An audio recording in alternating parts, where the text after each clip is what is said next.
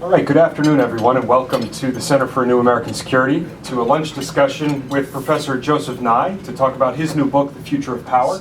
Since we began in 2007, our internship program here is named in his honor, and that is really because of the collateral duty, the collateral mission of CNAS to train the next generation of national security leaders, something to which Professor Nye has committed so much of his life and his professional energy. So it's a great honor to have him here to talk about the future of power. We're honored to have so many of our current and former interns here today, and want to make sure that you all really are the backbone of this conversation.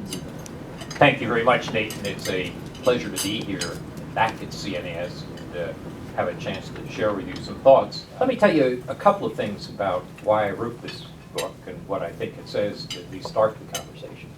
The book summarizes work that I've been trying to do for 20 years or so about how do you understand power and America's position in the world.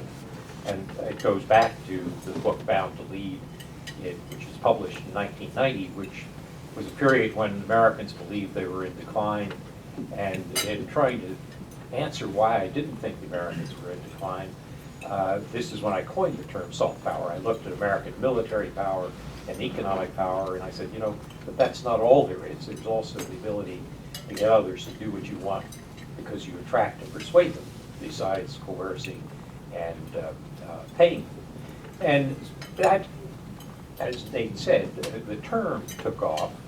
But as we entered the 21st century, there was a bit of a reversion to more emphasis on hard power, thinking we could do more with coercion than we could. And there was also a new dimension of what was going on in power. This was stimulated by the globalization and information revolution that you're seeing. So in trying to think about the work that I'd done in the past, I looked back 20 years, and I tried to look forward 20 years or so. What will power shifts look like in the 21st century? And basically argued that globalization and information revolution are producing two big power shifts. One is a shift, if you want, from west to east. Sometimes it's called the rise of Asia. It should be more the return of Asia. I call that power transition the normal shift of power among states. It's also called by Fareed Zakaria the rise of the rest. We know a fair amount about that. The other is power diffusion, which is the shift of power from states, whether east or west, to non-state actors. That's a lot newer and a lot harder for us to wrap our minds around. And the chapter in the book that illustrates this is the chapter on cyber power. The idea that you can suddenly cross borders with electrons and do damage, and nobody knows whether you're a state or a non-state actor, that's really quite new, and we haven't thought through the time. So that's enough for me. I'd much rather hear from you. Over to you. Thank you for coming here today to speak with us. On that note, I was just wondering, how do you sell this to the American people? I think you said like more a subtle foreign policy, and how it seems like the American people don't always, they want to know who's the enemy and who's not. Do you think it's going to be a problem selling that to the American people? And do you have any ideas on how to do that? It's a problem because it's much easier if you have clear white hats and clear black hats, and that's all there is to it. When somebody is a white hat at one minute and the black hat at another, and sometimes is gray, then you have a more difficult way to think your way through it. Take China. There are some areas where we and China are rivals. If China tries to push us out from the coast to the second island chain, that's pretty much zero sum. I think we're going to stay much closer in than that. That's something we can debate in another context, but that could be zero sum. If, on the other hand, we want to do something about climate change, the better China gets at climate change, the better off we are. They're better off, we're better off. So in some situations where it's zero sum, in other situations it's positive sum. And there'll be some that are mixed of elements of both. So it's hard to get the public to think in those terms. I mean, it's much easier to have back in the Cold War There's an iron curtain, there's a clear line, there's good guys on this side, there are bad guys on that side.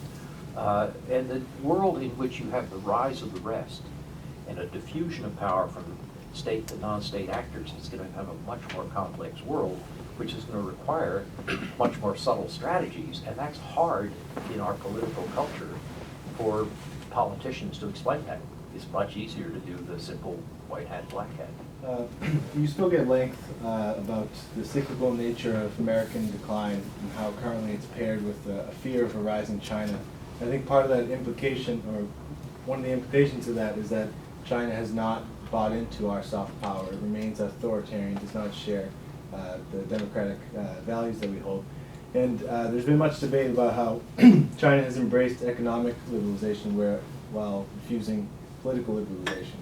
I just wondered what your thoughts on maybe the United States changing its soft power strategy towards China so it might buy into that in the future.